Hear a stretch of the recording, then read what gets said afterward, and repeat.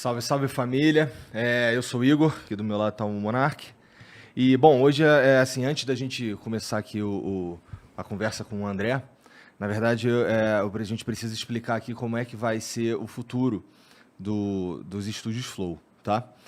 Bom, todo mundo sabe o que aconteceu aí, todo mundo viu a nota, todo mundo tá a par do que tá acontecendo, tá em tudo quanto é portal de notícia e tudo mais. Bom, eu preciso, na verdade, reafirmar para vocês que o Monark realmente está sendo desligado dos estúdios Flow.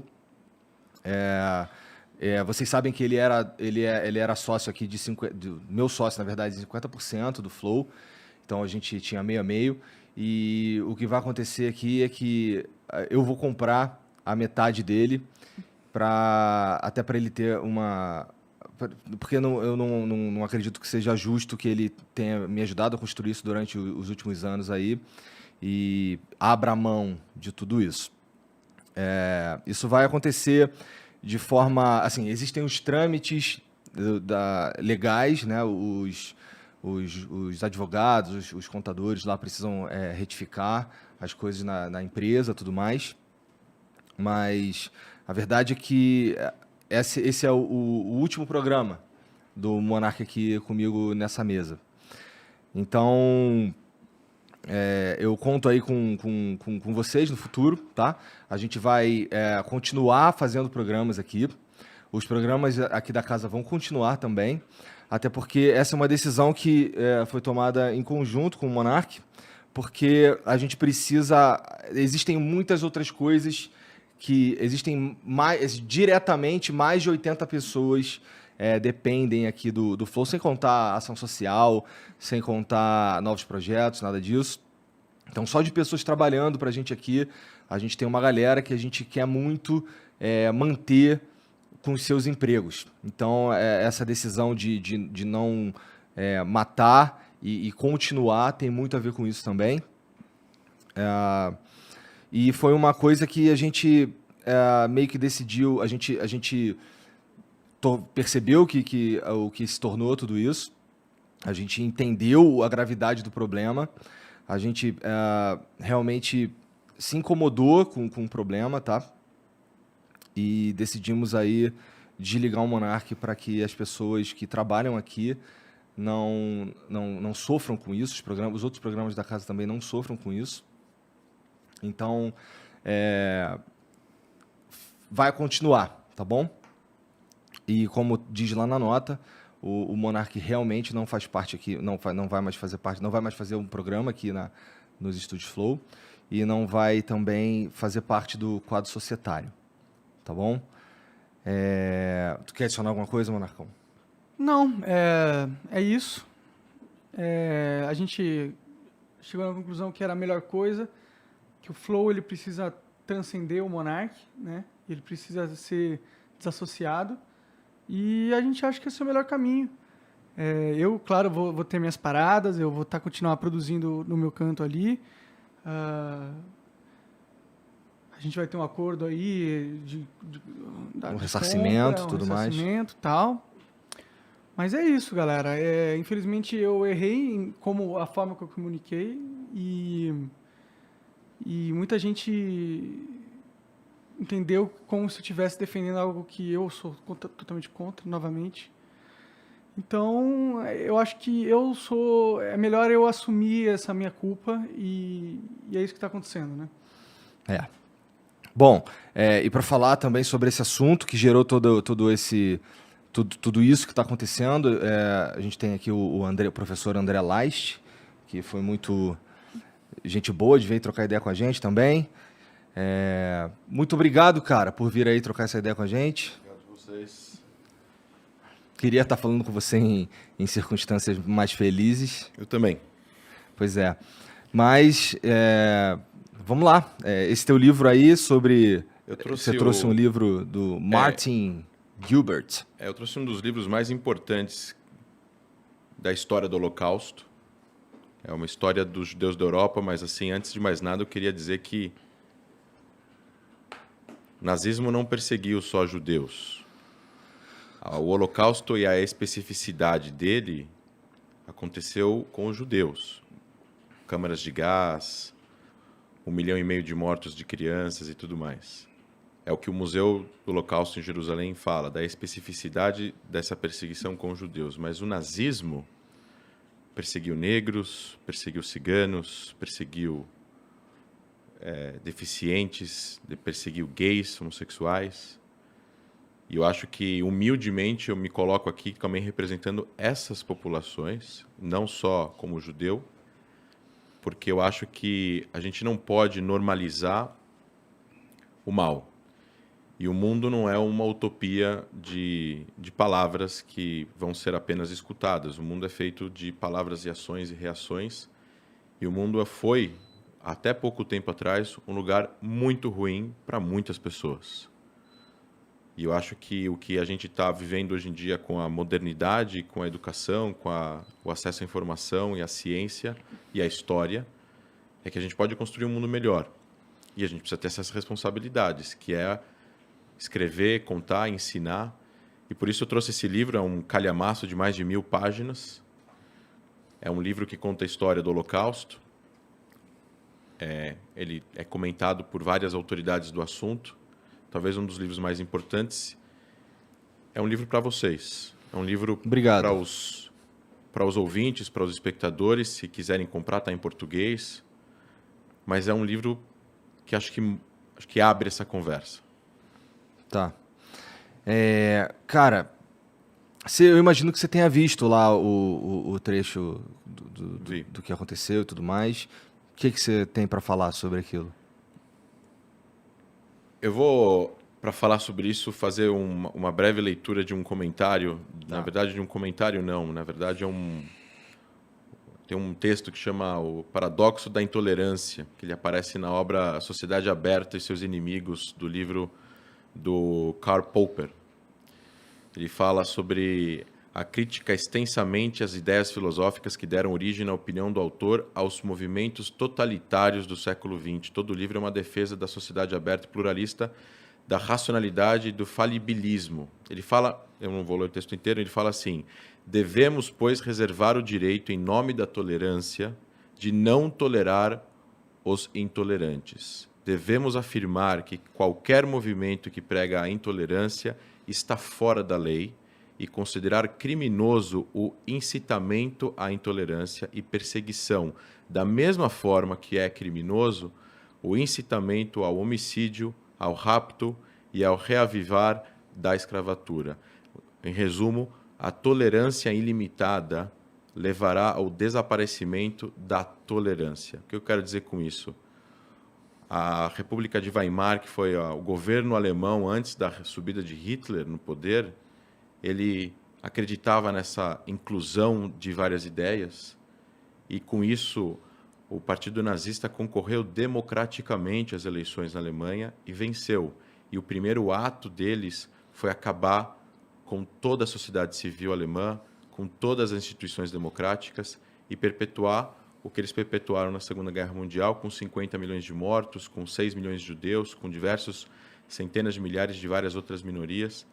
Essa abertura que eles deram em nome desse debate de ideias, o outro lado não entende esse debate de ideias. O outro lado não está interessado em debater ideias, o outro lado está interessado em tomar o poder com golpe e impor a sua vontade, que no caso do nazismo especificamente, é voltado a uma ideologia radical, extremista, genocida, baseada em raça.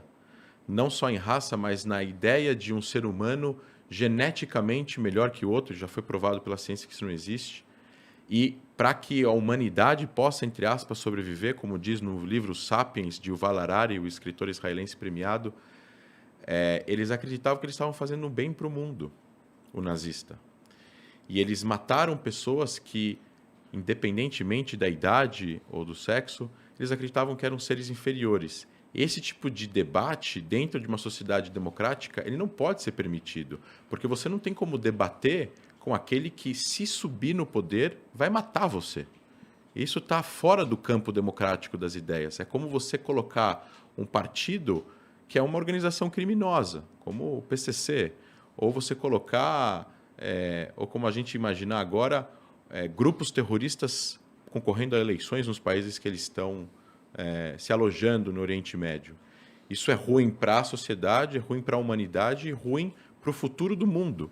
E acho que no mundo que nós vivemos hoje em dia, com a polarização política, com o ano de eleição no Brasil, com crises humanitárias acontecendo pelo mundo, onde a gente está vendo cada vez mais o aumento do radicalismo, do preconceito, e eu acho que a gente não tem que normalizar isso. E não é só sobre o nazismo, né? Quando a gente escuta frases assim em diversos lugares da sociedade que tem uma voz que influenciam pessoas contra gays, contra negros, contra qualquer outra minoria que seja, a gente precisa consertar isso. Precisa haver redenção, precisa haver pedido de desculpas, retratações.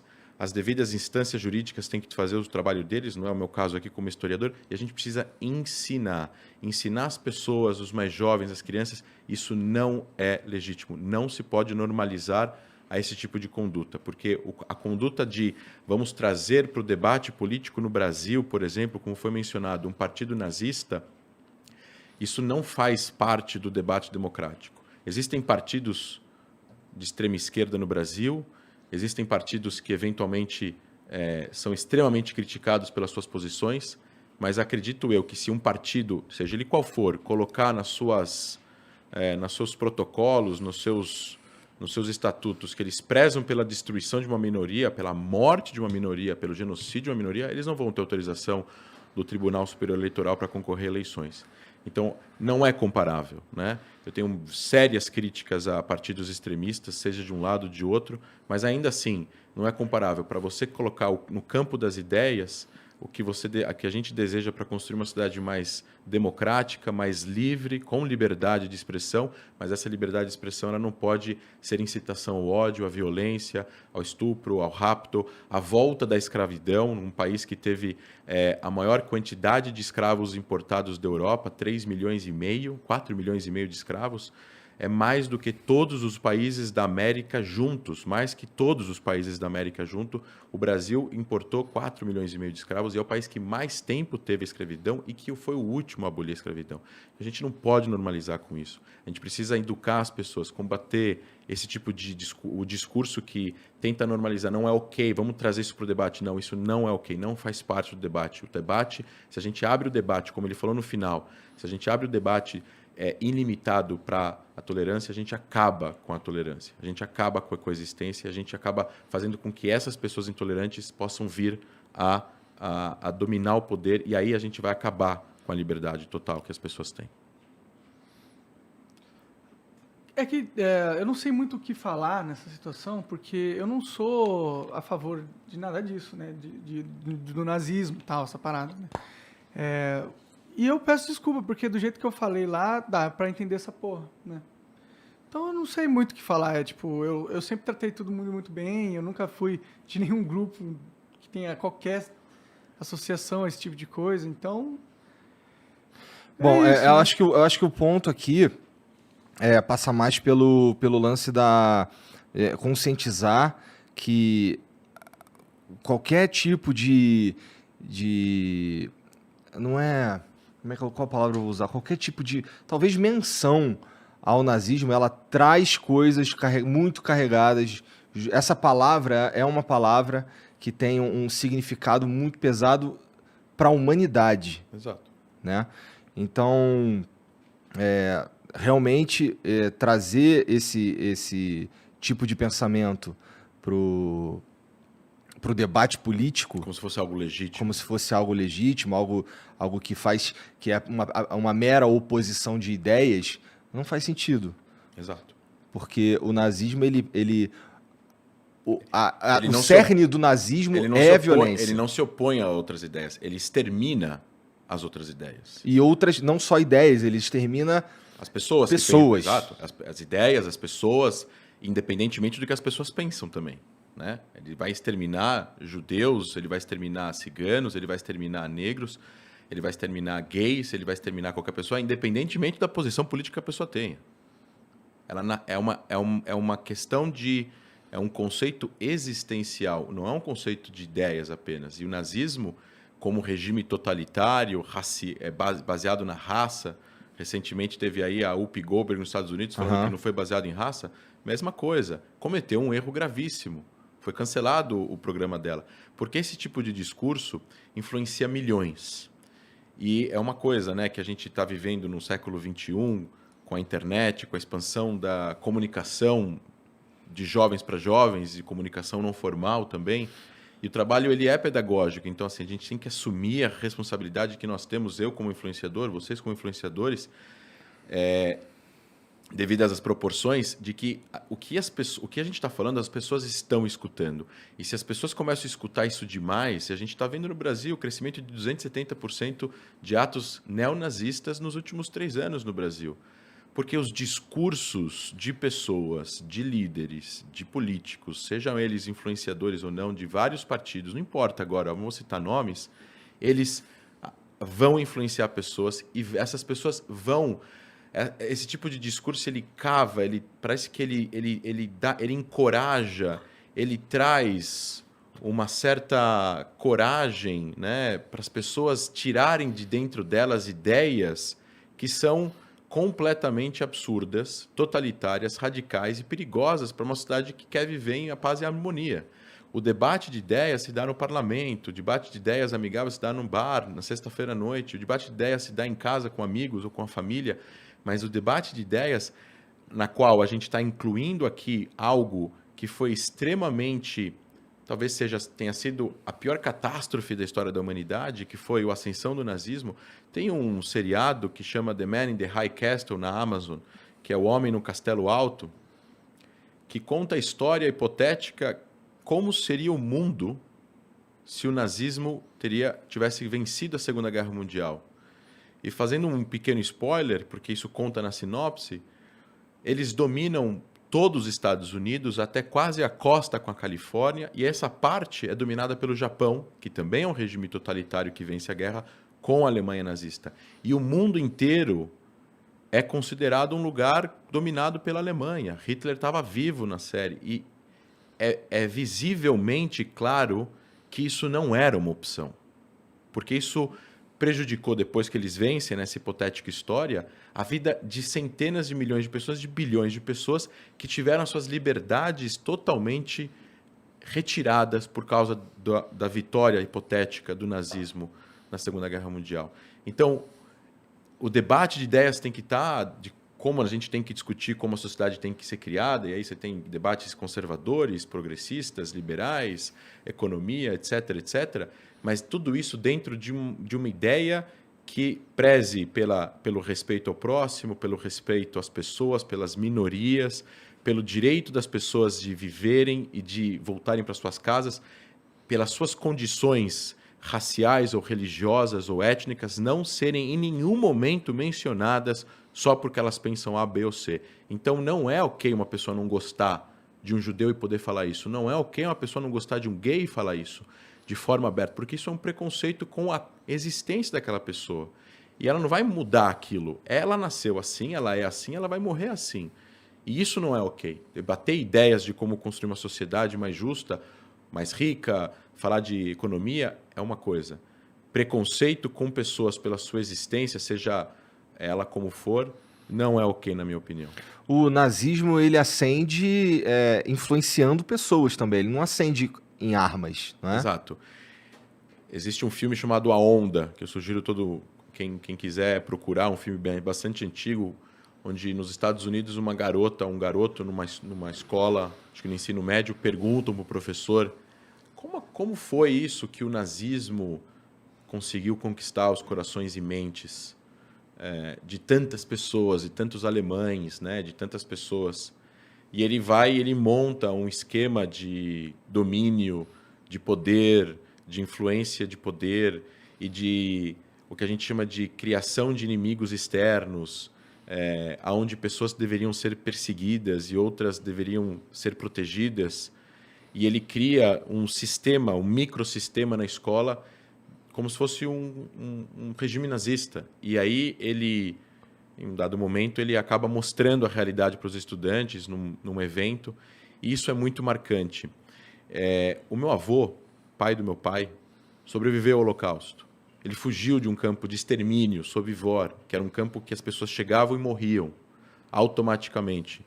Tocava música clássica na estação de trem. As pessoas desciam achando que iam tomar banho, marchavam até a câmara de gás, entravam e morriam. Meu avô, por sorte, disse que era jardineiro quando ele chegou. E botaram ele de lado. E ele misturava as cinzas dos mortos que eram queimados nos fornos depois da câmara de gás com a terra para poder fazer espaço. E 6 meses depois, eles se juntaram com vários judeus e alguns presos russos que estavam lá, fizeram uma revolta bem-sucedida e mataram 10 ou 11 oficiais da SS, cada um em algum lugar diferente do campo. Isso desestabilizou as forças polonesas que estavam guardando as entradas dos campos. Tinham 11 oficiais da SS, que eram considerados as pessoas mais hierarquicamente mais capacitadas lá, e tinham soldados poloneses guardando a parte do campo como se fossem vigias.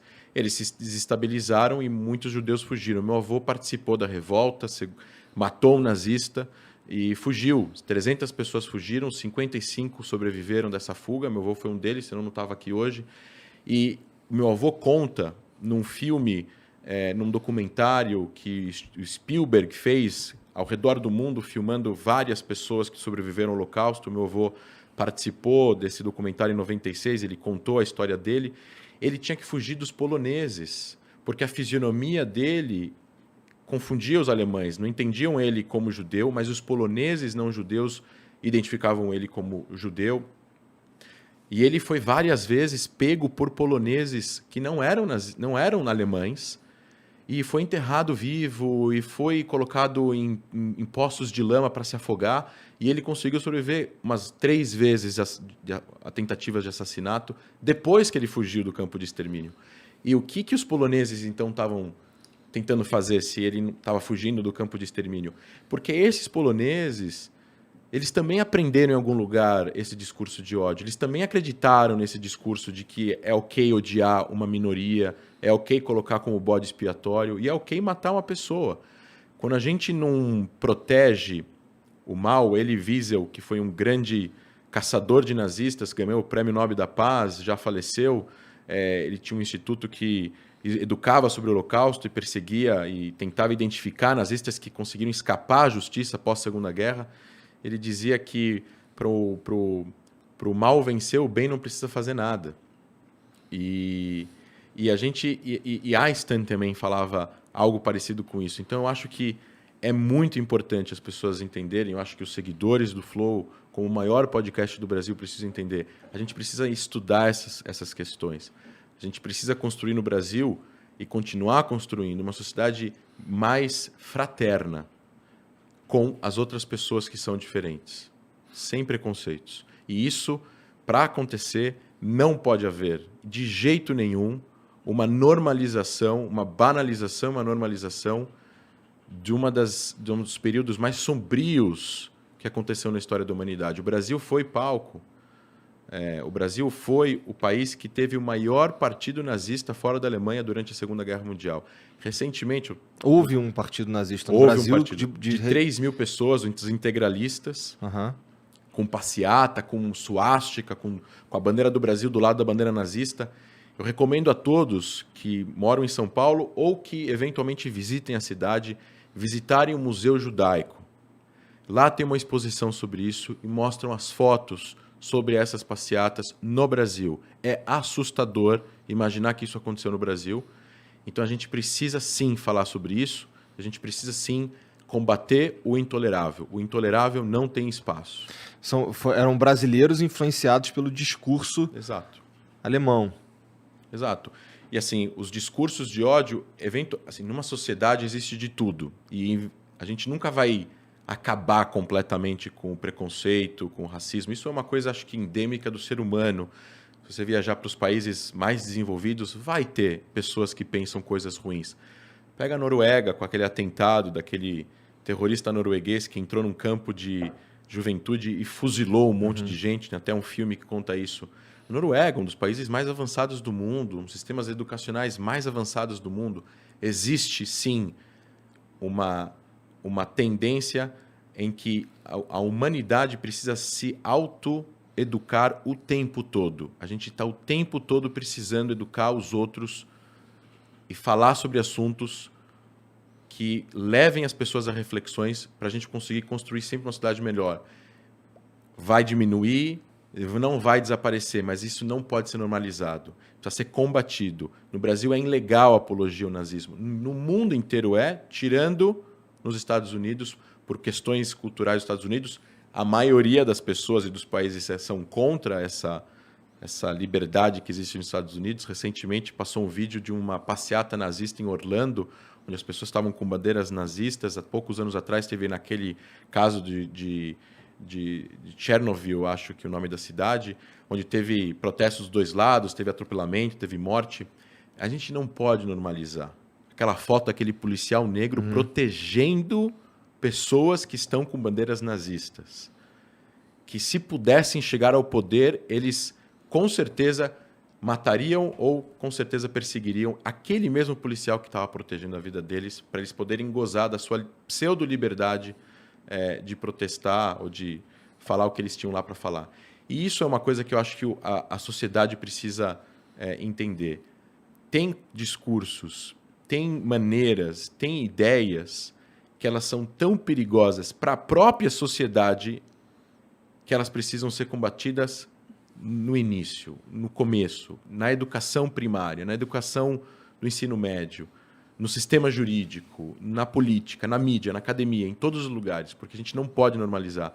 Porque se a gente normaliza, a gente tende a repetir isso. Não quando a gente, talvez não nós, mas futuras gerações. Por isso que é tão importante. Tu diria que existe um trabalho nesse sentido, de educação para conscientizar e tudo mais? Existe legislação no Brasil, existe conscientização, mas tem que sempre continuar a fazer mais. Porque quanto mais a gente saber disso, mais as pessoas jamais concordariam com uma ideia de que um partido nazista seria ok participar do debate democrático e de eleições no Brasil. Não é ok em nenhuma instância isso. E se tiver alguém que se convenceu que isso era ok, não, isso não é ok, isso é ilegal no Brasil, é amoral, é antiético e é perigoso. E é por isso que é muito importante, mais ainda, a gente conseguir trazer esses temas à tona. Eu até sugiro você deixar, por alguns programas, se você quiser, o livro na mesa para trazer talvez essa conscientização. Eu posso te mandar os links do Museu Judaico, tem o Museu do Holocausto em Curitiba, tem o Memorial do Holocausto no Rio de Janeiro, tem vários lugares. E eu volto e repito o que eu falei no começo. O nazismo não é apenas uma questão judaica, né? O nazismo não perseguiu apenas os judeus. O nazismo perseguiu minorias, perseguiu negros, perseguiu deficientes físicos, perseguiu ciganos, perseguiu homossexuais, perseguiu pessoas que pensavam diferentes politicamente falando. E essas pessoas também precisam ser colocadas hoje aqui como pessoas perseguidas. E eu, como estou aqui falando, então, humildemente me coloco representando também essas pessoas, porque elas também foram perseguidas pelos nazistas. Tu falou que houve um aumento de 270% nos últimos 3 anos de ações neonazistas e tudo mais. Sim. Hoje em dia, onde você acha que esses caras... qual é a fonte de influência para que haja esse aumento? Discursos de ódio. Nas redes? Nas redes, na mídia normal, entre políticos. Todo discurso que traz uma banalização do nazismo, do Holocausto, todo discurso de separação entre a sociedade, eles e nós, todo discurso que uma parte da população é pior que a outra, que um setor da sociedade é pior que a outra. Sabe, eu, Igor, eu me identifico muito com uma frase do John McCain, o ex-candidato à presidência dos Estados Unidos, já falecido, senador, num debate, não era um debate, ele estava fazendo a campanha para concorrer contra o Obama em 2008. E uma pessoa pegou o microfone e falou: eu tenho medo desse cara aí, o Barack Obama, que o nome dele no meio é Hussein, ele ofendeu o Obama, falou que ele era um árabe, perigoso, terrorista, enfim, não lembro o que ele falou. E o McCain fez, não, senhor, pegou o microfone da mão dele e falou, ele é um homem decente, um político decente, olha, com candidato concorrendo contra ele nas eleições. Ele falou, um candidato decente, um homem decente, que apenas diverge de mim em quase todos os assuntos que estamos conversando aqui sobre o futuro desse país. Mas é uma pessoa que ama o país, é uma pessoa que ama os Estados Unidos e ele rejeitou o discurso racista dele. Então, acho que é isso. Acho que políticos, pessoas que têm influência, jornalistas, acadêmicos precisam, sim, o tempo todo rejeitar esses discursos. Professores nas escolas, porque isso essas pessoas se influenciam por N coisas, né? Você tem hoje em dia acesso à internet. Recentemente teve um rapaz jovem no Sul que postou um vídeo, ele foi processado, fazendo apologia ao nazismo, fez a insinuação com o braço, falou as frases que se falavam na Alemanha em 1933 até o fim da guerra, e ele foi processado. Esse tipo de coisa, ele se retroalimenta entre eles e se alimenta de discursos de influenciadores que dão a eles coragem de continuar fazendo isso. Quando isso não acontecer, como isso não vai acontecer? Com educação, com processos jurídicos, com a criminalização de discursos de ódio contra todas as minorias, não só contra uma minoria específica. A gente está falando aqui, no caso, eu fui convidado por vocês, eu vim, mas a gente está falando que o nazismo perseguiu outras pessoas e não só judeus, mas isso precisa ser feito em todas as instâncias da sociedade, porque é apenas essa conscientização, de que a pessoa entenda que isso é absurdamente errado, além de ser ilegal, e as pessoas vão parar de fazer isso. Ninguém nasce odiando ninguém. Ninguém nasce odiando uma pessoa pela cor da pele, pela sua sexualidade, ou pela sua religião, etnia ou raça. As pessoas aprendem a odiar.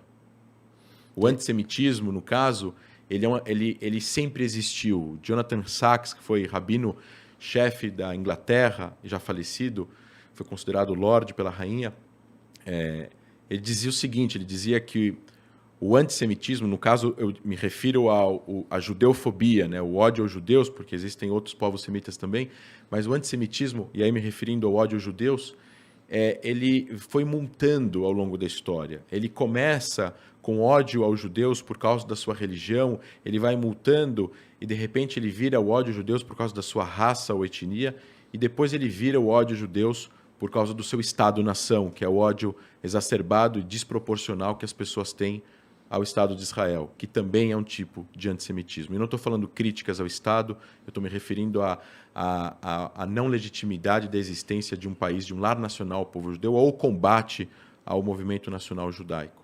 Então, esse tipo de discurso que a gente precisa educar as pessoas. A gente precisa educar as pessoas o que é ok e o que não é ok. O que é plausível, a discussão no campo das ideias, e o que é o discurso de ódio excludente, radical, que pode sim levar não só ações violentas físicas, mas a um cancelamento coletivo da sociedade, uma parcela da população. Né? A gente, há pouco tempo atrás, há 40 anos atrás, 30 anos atrás, a homofobia era algo natural, as pessoas falavam disso nas ruas, faziam piadas, e hoje em dia não é normal. Programas de televisão, não preciso citar, tinham piadas que hoje em dia seriam completamente não seriam cabíveis hoje em dia, numa sociedade que a gente tem hoje em dia. E esse tipo de coisa que a gente precisa também introduzir nesses discursos de ódio. O nazismo, ele foi algo completamente a par do que aconteceu na história do mundo que se tem notícia, e ele precisa ser estudado para que a gente possa entender o que ele foi e jamais aceitar qualquer normalização com essas ideias, porque isso foi extremamente perigoso. A Alemanha era uma democracia e virou uma ditadura de um dia para a noite, com perseguição a minorias, que causou a morte de 6 milhões de judeus, milhões de outras pessoas, e uma Segunda Guerra Mundial que matou 50 milhões de pessoas e mudou o mundo. E é justamente isso que eu acho que a sociedade... A gente precisa se concentrar e talvez entender que a história é cíclica e que a gente está agora em 2022, mas em 2000, 222, nenhum de nós vai estar aqui. E a gente precisa deixar um legado educacional, a gente precisa deixar um legado para essas pessoas, para elas entenderem que se a gente deixa de educar, se a gente deixa de lutar contra o totalitarismo, se a gente deixa de lutar contra o racismo, se a gente deixar de lutar contra esses preconceitos, eventualmente vão ter aqueles que vão se levantar e vão fazer isso de novo. Basta uma pessoa motivada e uma população que ache que o que ele está falando é certo.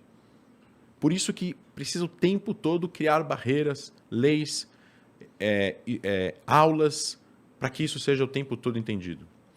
A conscientização, nesse caso aí, é a chave, né? O barrar esse tipo, o discurso de ódio, que é um ataque a quem uma pessoa ou um grupo de pessoas não devia existir. Não só a conscientização educacional, leis claras e a punição para aqueles que infringem isso. E aí eu deixo isso para quem é especialista nesses assuntos jurídicos, que eu não sou. Eu sou cientista político, sou historiador nesses assuntos e educo sobre isso em vários locais. E é justamente sobre isso. Se a gente tiver uma educação e essa educação estiver cada vez melhor e cada vez mais inclusiva e cada vez mais acessível, vão ter cada vez menos atos e cada vez menos processos. Você enxerga no mundo algum lugar em que haja um movimento de ódio que está crescendo, alguma coisa assim? Eu enxergo que o populismo, seja ele de esquerda ou de direita, seja ele de progressista ou conservador, como a gente quiser nomear aqui, ele é problemático. O populismo, ele mexe com as emoções das pessoas, ele mexe com o sentimento delas. E as pessoas deveriam lidar com a política de uma maneira diferente do que elas lidam, cito aqui o meu amigo René Ozzy-Cuquier, diferente do que eles citam, do que as pessoas lidam com futebol ou religião. Você torce para um time, o time perde, você continua torcendo para ele o tempo todo até ele ganhar, não importa quantas vezes ele perder. A sua religião, você vai continuar a mudar de religião porque alguma coisa aconteceu de ruim com você. A gente tem que tratar a política de uma forma diferente, a gente tem que tratar a política com mais razão, com mais lógica, com mais parcimônia e não com tanta emoção. A gente tem que olhar para os lados e ver o que está certo e o que está errado em todos os âmbitos políticos. Talvez tenha esses aqui que pensem coisas que são decentes e plausíveis, e aqui também.